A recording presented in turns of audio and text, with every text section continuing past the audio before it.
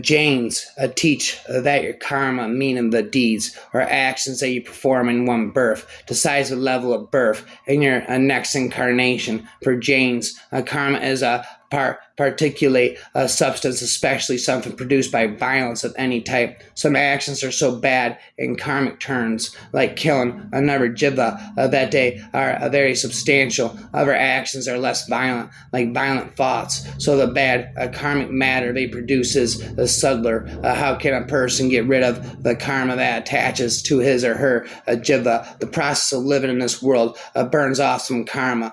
People, animals, divinities, and other beings who burn off more karma than they produce through violence will move a little higher and higher into the next life. In the 5th century BC, Buddhism and Jainism posed a great threat to Vedic ritualism. Members of the merchant classes patronized these monastic ideologies, threatening even the Buddhist and the Jains. Was the ideal of an all-powerful personal godhead that was slowly taking shape in the popular imagination.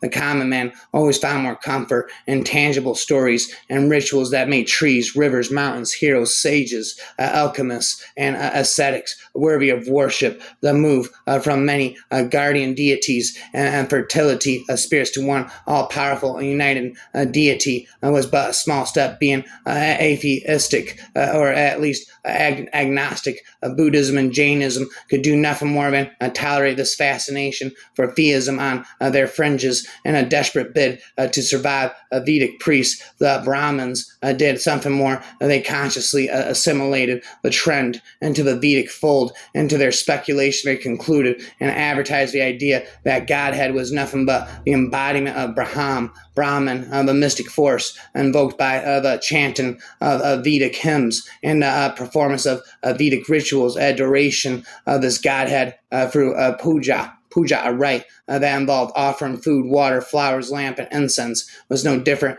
from the Yagna, blah, blah, kaka, and happiness and suffering and joy and grief. We should regard all creatures as we regard our own self. All breathe and exist and live and sentient creatures should not be slain nor treated with violence, nor abused, nor tormented, nor driven away. My brothers and sisters of America, there is not the least a shadow of hope that India can ever be a Christianized. After 200 years of vain efforts and of spending millions of dollars with the prestige of the conqueror and backed by British bayonets, Christianity is not supported by the converts themselves. Every bit of Protestant Christianity in India is maintained partly by the money flowing from England and America and partly by taxes imposed upon the Hindus against their will, which must be paid, although the people starve. The people of India as a whole are saturated with religious and philosophical thought. They think and ponder on spiritual matters from childhood to death.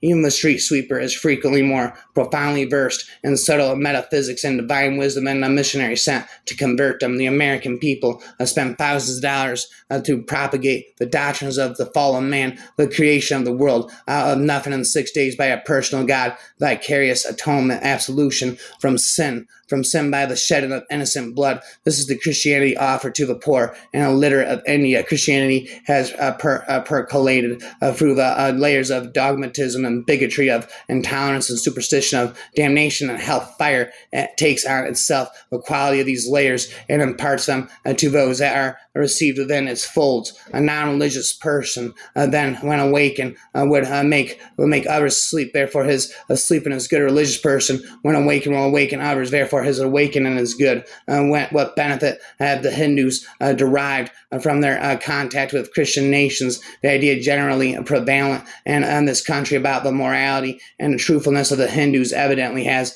been very low. Such deeds of enmity and hatred have been sown by the missionaries that it would be an almost Herculean task to establish better relations between India and America. If we examine Greek, Chinese, Persian, or Arabian writings on the Hindus before foreigners invaded India, we find an impartial description of their national character. Megasthenes The famous Greek ambassador praises them for their love of truth and justice, for the absence of slavery, and for the chastity of their woman Arian in the second century. Huon Thassane, the famous Buddhist pilgrim in the 7th century. Marco Polo in the 13th century have written in the highest terms of praise of Hindu morality. The literature and philosophy of ancient India have excited the administration of all scholars except Christian missionaries. Goodness is given up power and acting upon the world negatively. The good are unimaginable. A non-religious prison, when awakened, will make others sleep. Therefore, his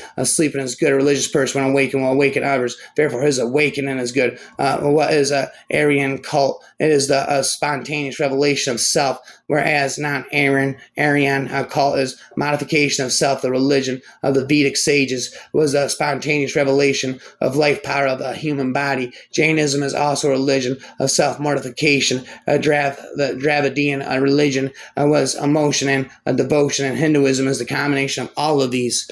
Each would understand Mahavira in their own language. The lion would sit down with lamb, and the king with the beggar. Each would respect the other, for they could see a living soul, not just a body. And thy neighbor, love thy neighbor as thyself. Raps on the shelf. I begin to belch again. The raps on the shelf. I begin to upchuck, regurgitate in lyrics again. Not specifically, demons have been on earth as long as we have. They're all over the world in their different forms. Greek demons, Persian devas, Hindu suras, Japanese oni. Most belief systems have some method of incorporating both their existence and the fight against them. Shadow hunters cleave to no a single religion, and in turn, all religions assist us in our battle. I could as easily have gone for help to a Jewish synagogue or a Shinto temple. Here it is. To be fully alive is to have an aesthetic perception of life, because a major part of the world's goodness lies in its often unspeakable beauty. Heart, mind, left to its natural state, is vast as a panorama of nature, made to sunrise, a temple, a purification. And Shinto lifts the burden from the shoulders of the individual and washes it away. Heart-minded, left to its natural state, is vast as a panorama of nature from the school of soft attentions I used to keep a strong scaffold in place, and separate a pure land from Zen from Daya, Dharma, quarantined from the way of the mountain spirits. With a sudden glance, in the middle of a storm, the bottom dropped out the scaffold and fell among with my mind, and all of these nectars poured into the same vat. Oh, damn, looks like someone is having a party. Time to transfer the entire liquor content of that party into my body. And these times when even a simple day, it can feel like a firing pin stretching a corpse like upon the earth. It's not a leisure, it is medicine. I have sophisticated vocabulary, use manic, unocumented education, psychological conscious ability, and library, Ramus conscious, accurate, incoherently, automated, neutral, and slip the anti-dyslipiditarian, supercalifrated, XBL, docenatism, a giantism of religious syllabalism. Do not be content with showing friendship and words alone. Let your heart burn with loving kindness for all who may cross your path. Be generous in prosperity and thankful in adversity. Be worthy of the trust of thy neighbor, and look upon him with a bright and friendly face. Be a treasure to the poor and admonisher to the rich, and answerer of the cry of the steady, preserver of the sanctity and the sanctity of thy pledge. Be fair in thy judgment and guarded in thy speech. Be unjust to no man, and show all meekness to all men. Be as a lamp unto them that walk in darkness, a joy to the sorrowful, a sea for the thirsty, a haven for the distressed, an upholder and defender of the victim of oppression. Let integrity and uprightness distinguish all fine acts.